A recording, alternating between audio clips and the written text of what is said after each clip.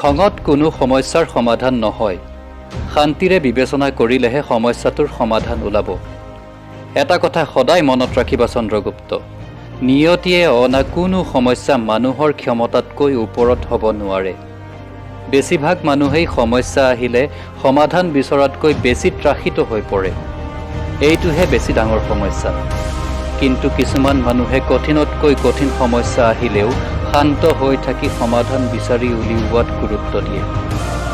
ইতিহাসেও কেৱল সেইসকলকে মনত ৰাখিব যিসকলে কঠিনতকৈ কঠিন পৰিস্থিতিৰ মাজত থাকি নিজৰ লক্ষ্য স্থিৰ কৰি দৈনন্দিন সমস্যাত দিশ নেহেৰুৱাকৈ লক্ষ্য প্ৰাপ্তিৰ পথত আহিব পৰা সকলো বাধাক অতিক্ৰম কৰিব পাৰে।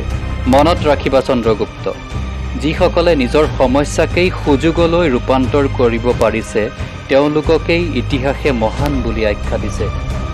সেইসকল লোকে নিজৰ দুৰ্বলতাকেই আটাইতকৈ শক্তিশালী অস্ত্ৰ হিচাপে গঢ়ি তোলে। আচলতে অসম্ভৱ বুলি একো নাই। অসম্ভৱ বুলি ভবা কথাটো আচলতে এটা কঠিন সমস্যা যিটো সুস্থিৰে বিবেচনা কৰিলে সহজ হৈ পৰে। গতিকে যিমানেই কঠিন পৰিস্থিতি নহওক সিদ্ধান্ত লোৱা।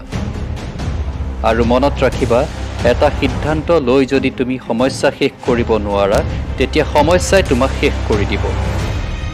ইতিহাসে তোমাক মনত ৰাখিবলৈ হ'লে তুমি শেষ হোৱাৰ আগতেই সমস্যাটো শেষ কৰা।